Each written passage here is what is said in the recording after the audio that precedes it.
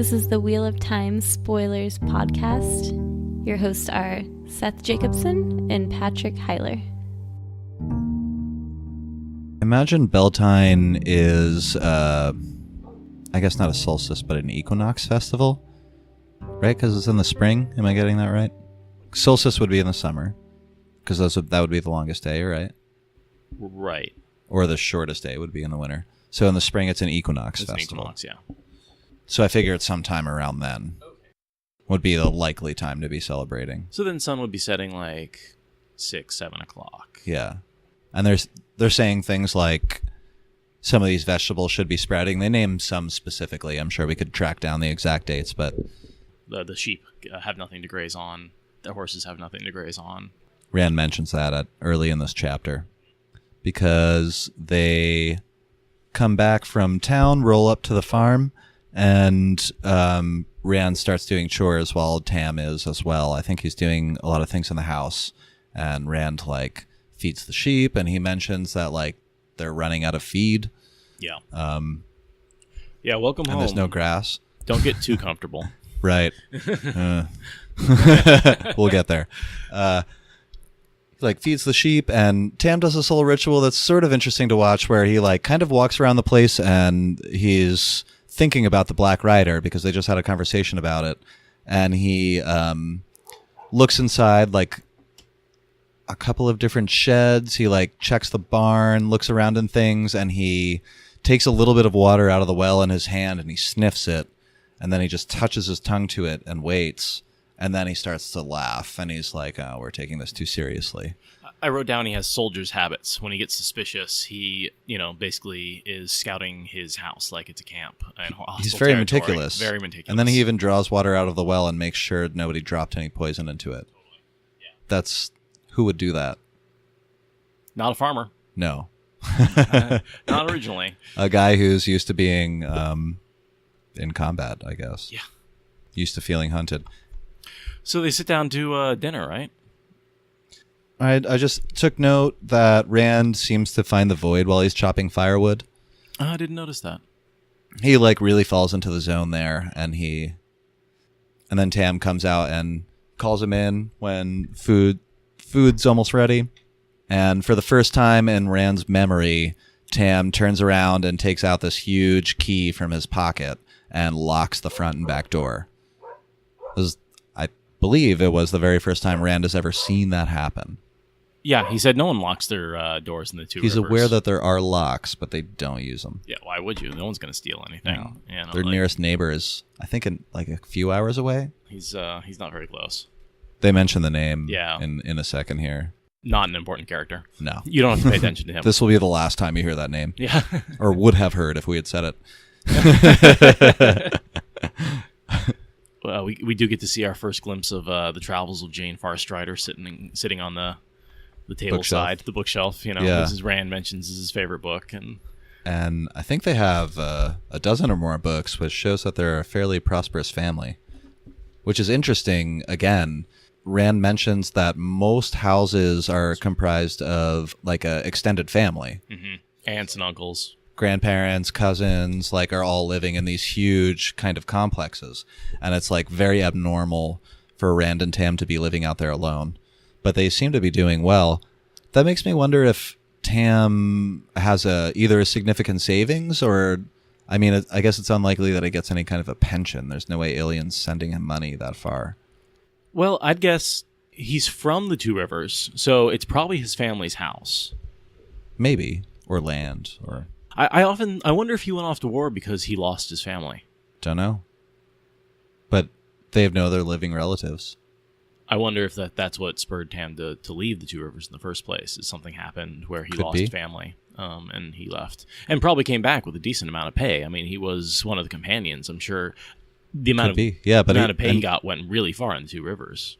And he had something like a 20-25 year career. Right. He should have, he supported a wife. I bet he has a bucket of gold sitting somewhere. For real. So he probably left when he was very young, in his late teens or mid-teens, and served in the military for 25 years. So he's maybe 50. He's not that old. Well, 25 years, that puts him at 40, and then and that's when he found Rand. And that was 18 years 20 ago. years later. Yeah. So late 50s? Late 50s, early 60s is what I'd say. Says he's graying. He still has some color in his hair. I feel like when my dad was graying and was still like in good shape, but was definitely an old man. Like I feel like late 50s. In like 60s. 3 pages, he murders like 6 Trollocs. 3. But yeah. 3? Oh, I had at least 4. One of them stands back up. Oh, that's right. You're right. Narg. So after Tam locks the doors, he gives Rand a task of some kind, and then he heads upstairs, and Rand hears that scraping across the floor with Tam dragging his chest out. And he comes down with his Heron mark blade belted on. And on page 67 of my paperback version, 66 rather, Rand asks, "Where did that come from?" He asked. "Did he get it from a peddler? How much did it cost?" And Tam's response, and I have this whole quote underlined because we've talked about this before. Oh, this is, I definitely copied it down too. Yeah, this is most of what Tam has to say about the sword. He says, quote, "I got it a long time ago," Tam said, "a long way from here, and I paid entirely too much. 2 coppers is too much for one of these. Your mother didn't approve, but she was always wiser than I. I was young then, and it seemed worth the price at the time. She always wanted me to get rid of it, and more than once I've thought she was right, that I should just give it away." He says basically nothing. I mean, from what we know, we can infer a lot from that, but he tells Rand almost nothing here. Yeah. Like, this out of context is meaningless. I noticed something about the price. He says something here about the price, and later when he's raving, he mentions the price again, and I want to bring that back up when we come to it. So take note of the fact that he does mention the price here. Okay.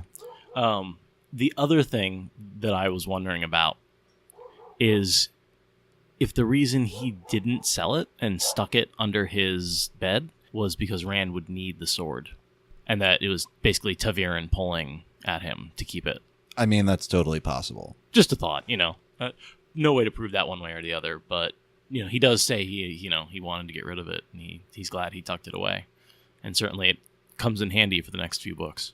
But I mean, also he's a blade master. How do you let go after all that? It takes a lifetime to get there. It sounds like he was pretty sick of the killing. Yeah. Again, from his ravings later. And I just want to mention, we're going to probably cover 2 chapters in this podcast, just because they sort of blend together really well. We thought they would go together well. This is going to be, and you probably have seen it from the title already, a combination of Winternight and the Westwood. In the Westwood, we just sort of get some mirror statements to the statements he makes here, and they give a lot of context that lets you sort of infer a lot more about what he says. But I do want to come back to that in order. So just sort of keep note of this, and then once we hit those quotes, I'll talk about how that relates back to this stuff. How I think it relates back to this stuff. I could be way off on some of these suppositions. Luckily, Tam belts on the sword, and just as the tea starts to boil, they hear a knock on the door, which Tam suggests is probably their closest neighbor who comes over to borrow things all the time. Whose name we still haven't said. God, it's in here somewhere. Master Daughtry. Daughtry, that's right. And isn't there a son or something? Or his full name? I think you're right. I think it's a big clan that does show up later. They just mentioned there's like an Alcar, and there's a I think there's a Daughtry or 2. It's last name Salad in Two Rivers, because there's nothing to really distinguish them from each other. They're just Two River folk. And in the late books, it's last name from Emonds Field, Salad. Right, totally. They just mention them by last name in a lot of cases. And it's like, these people are standing around in a field with Perrin. The Daughtry boy. Yeah. What happens after the knock? There's a second knock, and the door explodes. Like, Rand describes seeing the lock burst into pieces and shoot like shrapnel across the room. Cast iron would do that. Sure. Yeah. If you hit it hard enough, it would just shatter. Trollocs are no slouches. because that's what comes pouring into the door. They're also enormous. Yeah, they're huge. I mean, these are beast man combos, eating, killing machines. Here, I was wondering here, the text goes, a figure filled the doorway, bigger than any man Rand had ever seen, a figure in black mail that hung to its knees, with spikes at wrists and elbows and shoulders. One hand clutched a heavy, scythe-like sword. Then he saw the curled ram's horns on the head that brushed the top of the doorway.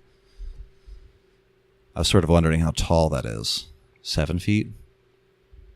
Well, 7.5? Yeah, I'd go with 8-foot doorways. Don't seem uncommon to me. So it's like a 7.5-foot creature with horns. Yeah. That are higher. Yeah. That's what I imagine, 7.5 feet, and then the horns make the extra half foot or whatever. Have you ever met in person like a guy that plays for the NFL? Or like a basketball player? I met an Olympic swimmer, which is about as close as I ever got, which doesn't really count, but he was huge. Play a lot of football. Went to football camp in North Jersey that was run by a couple guys in the NFL. And I remember meeting them, and I was like a early teens. When I say I was probably much shorter than I am now. But I just remember looking straight up at them and thinking it was such a bizarre experience to meet someone so enormous. There's a shock and awe to meeting, I mean, a human being that's that big, but Rand is meeting like a twisted demon creature that's that big. I don't know anyone who's 7 feet tall, no. Much less 7.5. I don't think there's how many people in the NFL make 7 feet. No, I was just using that as an example. Oh yeah. Like if they're 6 and more than 6 and also 350 pounds or something like that. I imagine that's pretty much what a Trolloc's body type. Plus probably 100 pounds of armor. That'd be a small Trolloc. Tam killed at least 3, and that's just 3. What Rand notes as he's walking back through the room. That's all we get to see. That's what's in the house. Yeah. So yeah, let's go into this. This is sort of our first action scene. Yeah. What little we get of it. So the door explodes open. We see the scene that I just read. And then Rand just goes full rabbit fear and picks up the kettle and just wings it at this like crazy looking demon figure in the doorway. And it's effective. Yeah, I mean, boiling water is nothing to, mess with. You can really, really hurt somebody badly with boiling water, especially if it soaks into like the armor and skin. Yeah. And then we see a cool part here. Even as the kettle struck, Tam's sword flashed. So we see this happening really quickly. So the kettle hits the Trolloc, and by the time the kettle's hitting the ground, that Trolloc's throat is slit. Tam has drawn his sword, crossed the room, slit the throat as fast as it took the kettle to fly from Rand's hand and hit the guy in the face. Yeah. Not to mention, he holds these Trollocs off. And then Tam essentially tells Rand to go run and hide. And Rand does because he's scared shitless. And he feels embarrassed about it, but he continues to run. Tam comes flying out the window, thinks Rand's back in there, so he just goes right back in. In that scene, in my notes I just wrote, Tam goes full Blade Master. Oh, totally. And just starts slaughtering these. Right. And you think about it, he barely even gets scratched, right? He gets one very shallow wound. He gets literally a scratch. A scratch. Like, that's it. And if it hadn't been a tainted blade, he would have been totally fine. Yeah. Rand had seen him take wounds worse than that and get up and wash off and keep going. With Rand, Rand runs, and Tam's able to track him down. He's just killed a bunch of Trollocs. He's wounded. He does a good job at misdirecting them, and we see a little of that. Right. He leads them away, and then he is able to track Rand down, find him, and then sneak up behind him. Right. And just, does that thing where you put a hand over someone's mouth to keep him from shouting, and almost gets his butt kicked by Rand. Tam says out loud, or said, I wouldn't have done that if I had really been thinking like you're much stronger than you used to be. Yeah. And so Tam's basically saying like you're almost as strong as I am now, which is saying something. I would say he's probably stronger. Well, yeah, I guess, almost as strong, because or as you know. He's 18, he's so 18. he's like almost there. You got teenage strength, right? That's that's that thing that like lets you play. I feel like sports. you might fill out a little more, but you've got your full height. Totally. He might just be a little lanky still. Right, and he's probably going to put on a lot of muscle with all the sword training and all the hand-to-hand combat. We'll see him bulk up a little bit as the series goes by. But it works his butt off all day. He's probably in fantastic shape. I think he starts to get really strong in Shinar when he's training with Lan. Yeah, and he's training the whole time he's with Lan on the journey. So he's so Tam's hurt, and Rand realizes he can't move him without help, and he needs supplies. Yeah, we see Tam really fading here. Yeah, he goes fast. Yeah, he goes fast, which is not a good sign when you've got those tainted blades. He's basically been poisoned with a blade that's been dipped in the river in Shale Ghul, right? Oh yeah, I think it's quenched in the river there, but there's something about like the taint of the place and the blade being forged there, and not all of the blades are tainted, but some are. Right. I think they have to. The smiths have to go through a process. I mean, there's a whole process that we see for the Murdral blades where they kill. Is there something about where they quench the blade in a living human? Yeah, or something like that. But I thought that was just the Murdral. Oh yeah. I think you're right. Those are I think that's the Murdral ones blades. that are particularly special.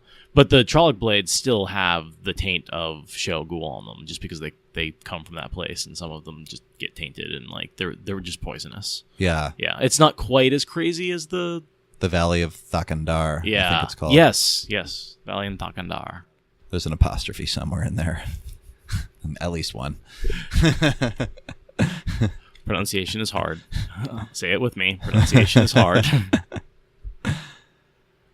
So Rand has to sneak back to the house, and he does so pretty effectively. I think Rand is really good at this already, and we see that in all three of the boys. And the girls.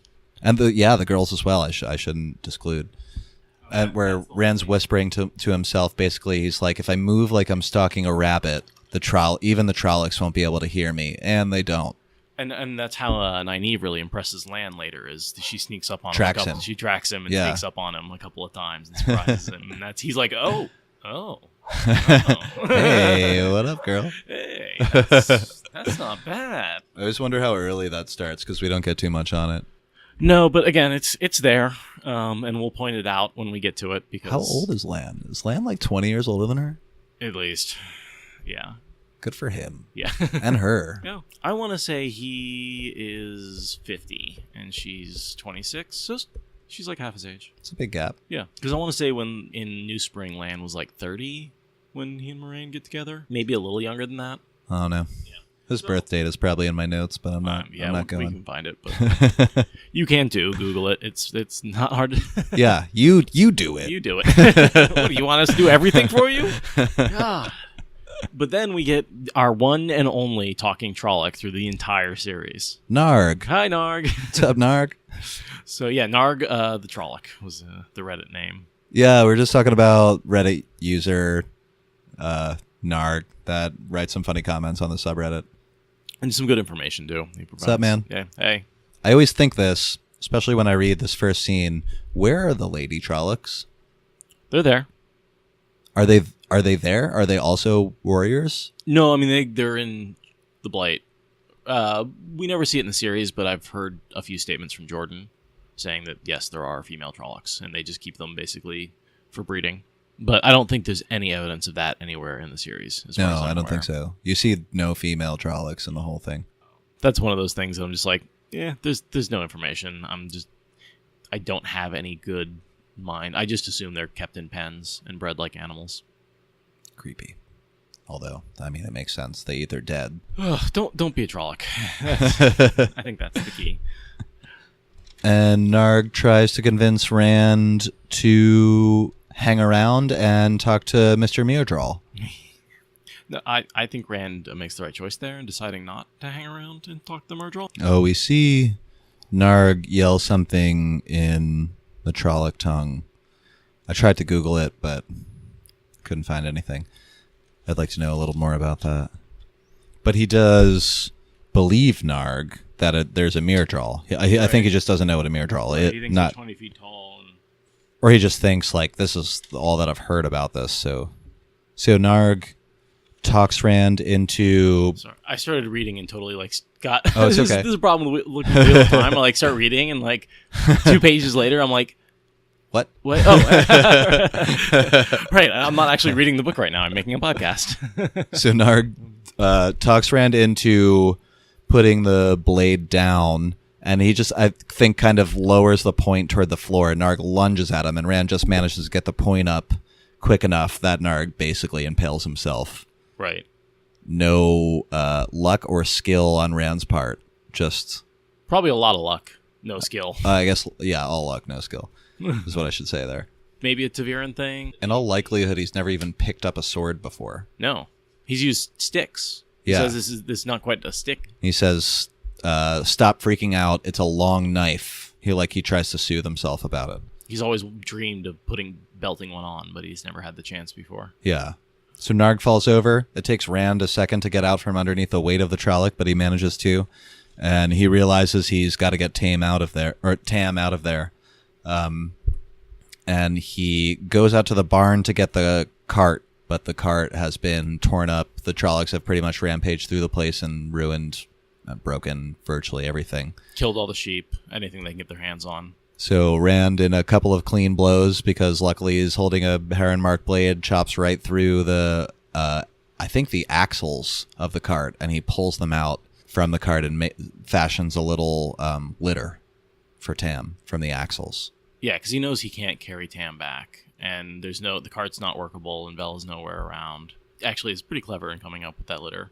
He takes the 2 axles and he ties like some bed sheets and blankets in between, and manages to fashion a little litter, and he starts dragging Tam towards town. Yeah, those blades, they kill slow or fast, but they do always kill you. Yeah. And he knows he needs to get to Nynaeve as quickly as possible.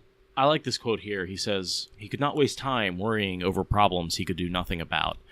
And I sort of thought about that because I feel like he says that frequently throughout the series when he is abandoning responsibility.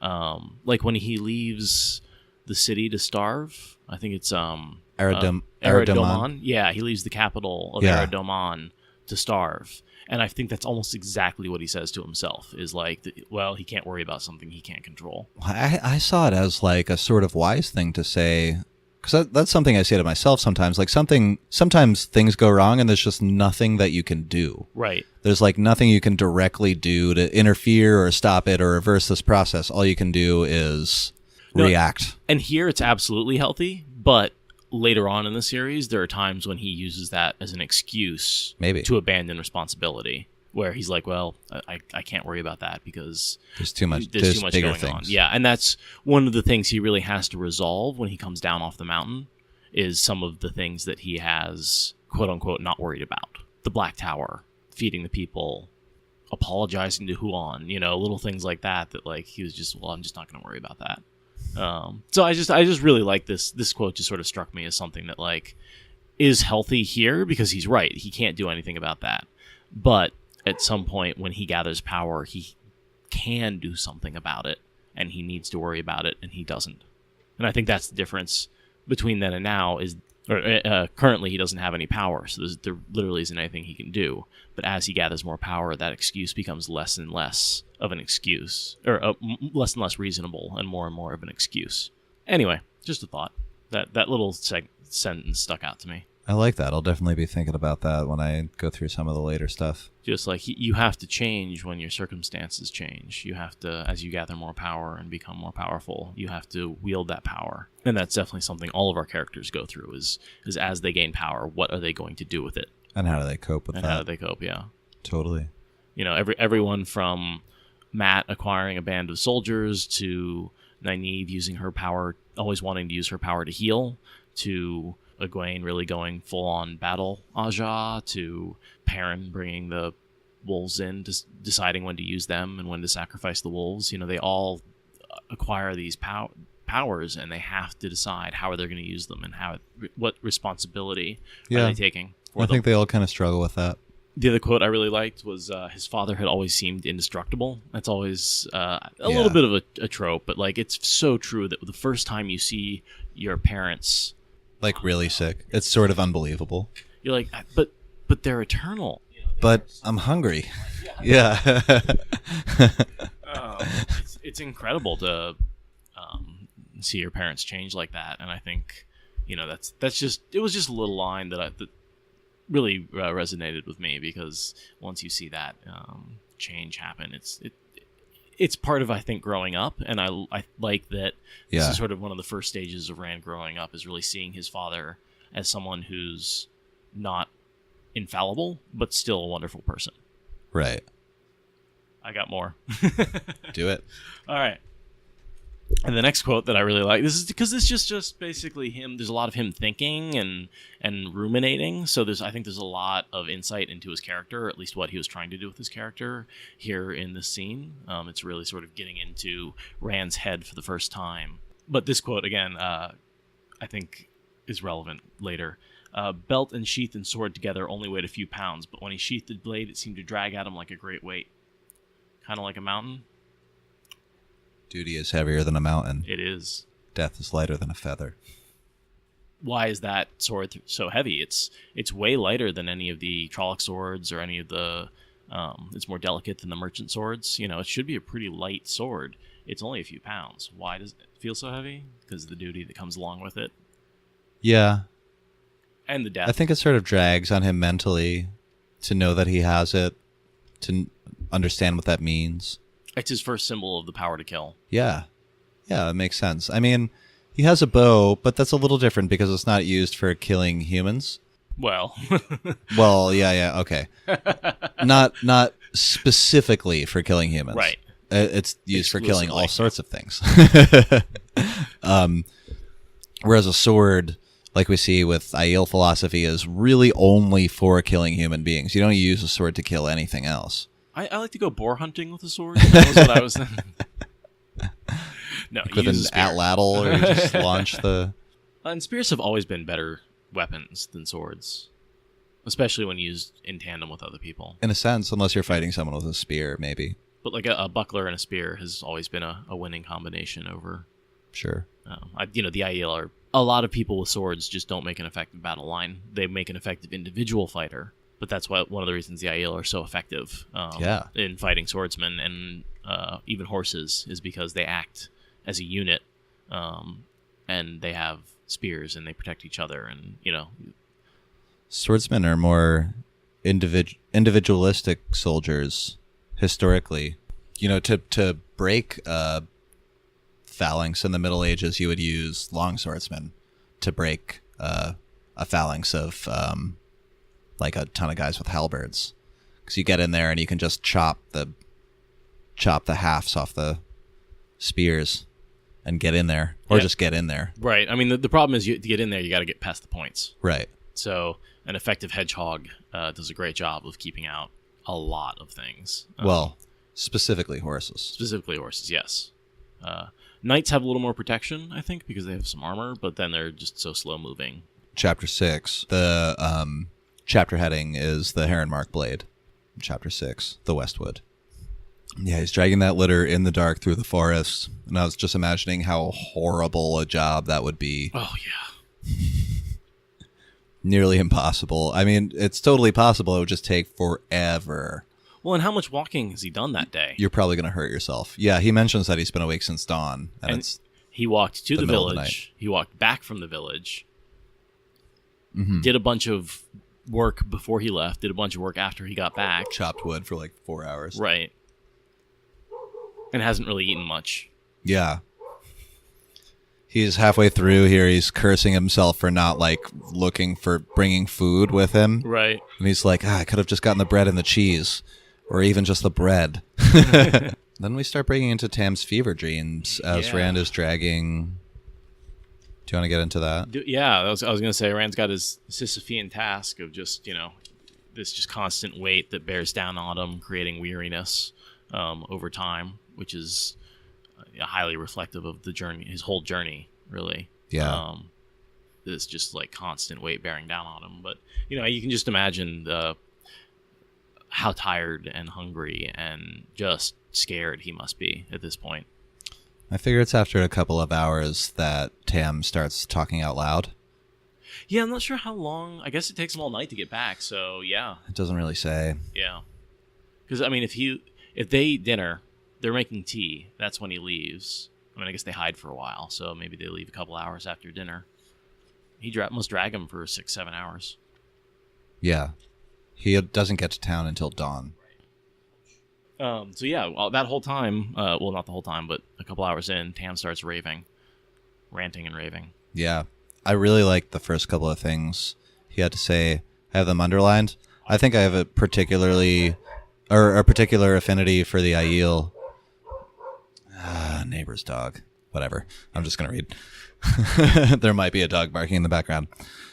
Because I think I have a particular affinity for the Aiel. And we see Tam say, after he's been passed out for a while, "They came over the dragon wall like a flood," Tam said suddenly in a strong, angry voice, "and washed the land with blood. How many died for Laman's sin?" And so he's starting to... I think what this is essentially like PTSD-style flashbacks. Absolutely. He's in a weakened state. He's poisoned. Feverish. Yeah. Hallucinating. Because he thinks Rand is Carrie for a while, his dead wife. Right. So he's definitely hallucinating and reliving those experiences. So we sort of get a glimpse of history here. Then Tam says, "The fool said they could be swept aside like rubbish. How many battles lost, how many cities burned before they faced the truth, before the nation stood together against them. The field at Marith carpeted with the dead, and no sound but the cries of ravens and buzzing flies. The topless towers of Cairhien burning in the night like torches. All the way to the shining walls they burned and slew before they were turned back. All the way to..." Rand clamped a hand over his father's mouth. He's worried about the Myrddraal and Trollocs being able to hear them. Yeah, there's a couple of things in there that I kind of want to talk about. Tam seems to be really smart about... I mean, I suppose he would have to be. Like, you wouldn't get as high ranking as him in the military without having a good understanding of your enemy. Mm-hmm. But we see a lot of people with these crazy misunderstandings of the Aiel in current times in the book, and there was just this huge war recently, so that a lot of contact. I mean, I could see why there would be resentment, but to have these wild misunderstandings seems a little ridiculous. And I guess the point I'm making is that Tam clearly doesn't have them. He's saying they're bright tacticians. They're like, they slaughtered their way all the way to the Shining Walls. Like, they just cut their way through. He did miss one thing, though. What's that? That they didn't turn back because the nations united. They weren't turned back. They weren't turned back. They completed their task. They killed Laman. Yeah. I honestly believe they would have taken Tar Valon, the city. Mm-hmm. I don't think it would have been a problem. I mean, it may have taken days. Especially if the Wise Ones got involved, but I don't think that would have happened. I don't think they came over the Dragon Wall for that, actually. No. But yeah. I think if they had to, I don't think they would have, because they have a undeserved respect for Aes Sedai. I'm not sure it's totally undeserved, but it's not deserved anymore, you know? Right. But they believe that their ancestors made an agreement a long time ago, which they did, but they misunderstand the agreement. But they still believe that they are to serve Aes Sedai. Mm-hmm. And if the Aes Sedai are to return and ask for their aid again, they have to give it. Isn't that right? Something along those lines, right? It's not so much an oath as it is just they have toe towards the Aes Sedai because they failed. They failed. And so they're ashamed, and they would be willing to do whatever the Aes Sedai asked of them to make up for that shame. I mean, that makes a lot of sense. And that lasts up until they actually meet any Aes Sedai. And then they're like, no, more or less. Yeah. There's a sort of reverence in the beginning, but I think they quickly realize that they're more or less a match for the Wise Ones. Yeah. If not a little bit less. And no one's a match for Sorelia. No, she can barely even channel. Doesn't matter. Doesn't matter. She'll kick your ass. With words. Maybe fists. Was Sorelia a maiden? Some of the wise ones, a few of the wise ones were. Yeah. I don't think Sorelia oh God, was. I'm not going to be able to remember all the names. Because there's the four wise. Yes. I think Amos was a Amis or something like that. Because she's one of the wives of. I think she was a spear maiden. Yes, before she was a wise one. And she was one of the 2 wives of the clan chief, Ruark. Do we have any more quotes from Tam that we want to talk about here? There may be some more. Oh, yeah. About the tree. Did you read the Avendisora quote about the tree? I think it's a little later. No. Okay. Avendisora, this is him, Tam ranting again. Avendisora, it said it makes no seed, but they brought a cutting to Cairhien, a sapling, a royal gift of wonder for the king. They never make peace, never, but they brought a sapling as a sign of peace. 500 years it grew, 500 years of peace with those who make no peace with strangers. Why did he cut it down? Why? Blood was the price for Avendisora. Blood the price for Layman's pride. I think it's possible. And we know Layman was a blade master, right? Was he? He had a Heron mark blade, but that doesn't mean he was a blade master because he's also a monarch. Fair enough, but because he had the Heron mark blade, I'm going to assume he was a blade master? Maybe. So my wacky theory is that the price Tam paid for his blade was the killing of a king to stop the war. I think he won that by killing a blade master, and that blade master was Laman, the king. And that's when he talks about the price that wasn't worth paying, or he's not sure it was worth paying. He stopped the war, but he killed the king. That's my wacky theory. I always just figured it was the price he's still paying. He's still paying it. That's probably the better interpretation. I think I'm really reaching on this one, but I like it, so I'm going to bring it up again. Yeah. Here's the quote about being on the mountain. He says, he was on the slope of the mountain, the only place that didn't stink of death, had to get away from the smell of it, the sight of it, heard a baby cry. And so this is sort of the just like trying to get away from the smell and just the horror of war, you know. And if I assume that once he got Rand, he left the army and came home with the baby, because we know he came home with the baby. So I think of this as sort of his last straw. This is the scene where he decides he can no longer fight. And of course, you know, who's lying in the snow, but a maiden of the spear. Maybe dead from giving birth. Yeah, or he said she died from her wounds. A maiden of the spear is not allowed to have a baby. They have to be given to the wise ones immediately. So gave birth alone before she died of her wounds. Covered the child with her cloak. So she was probably fighting. I don't know why she was fighting. Possibly Rand was born early.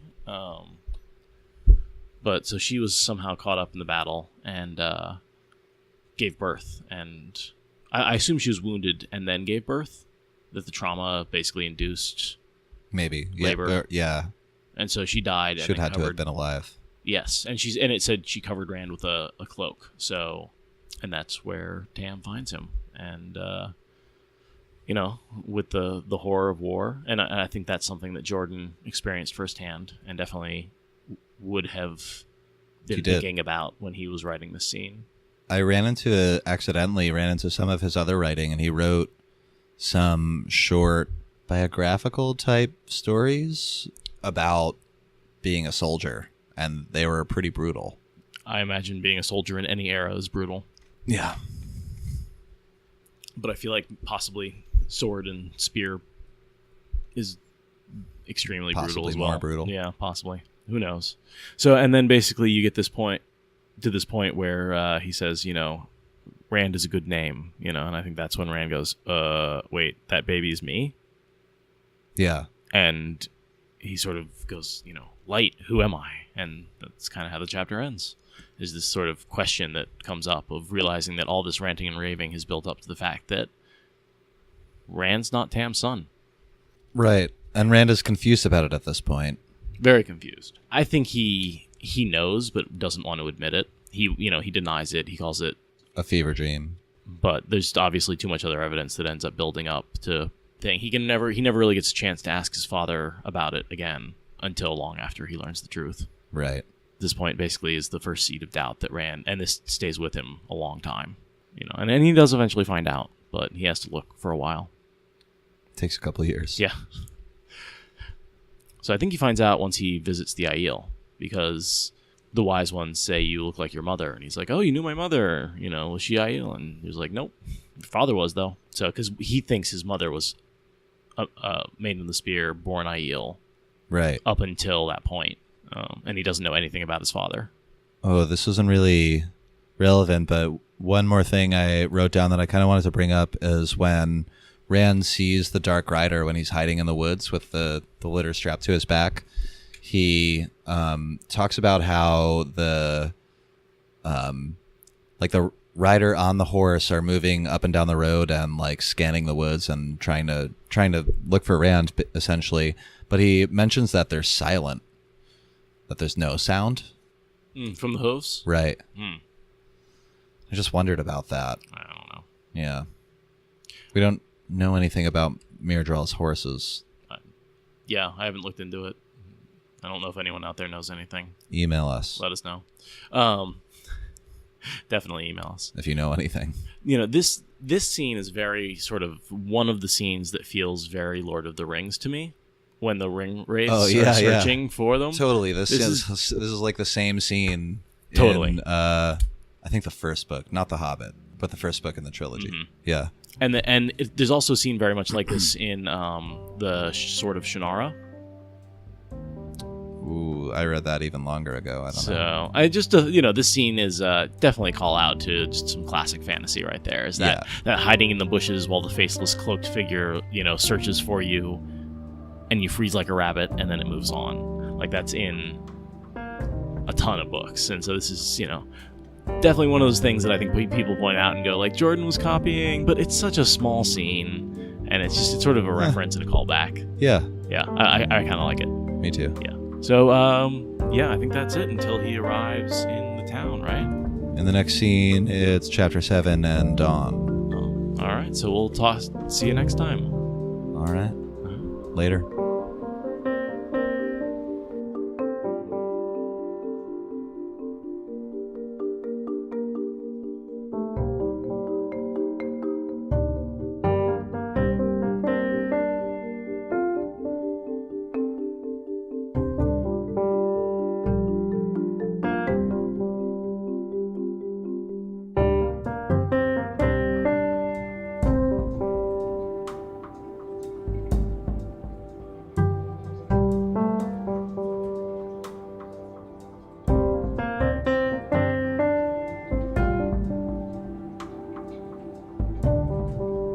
Left off at Chapter 4. It was about 70 degrees. Today it's like 89 or something ridiculous.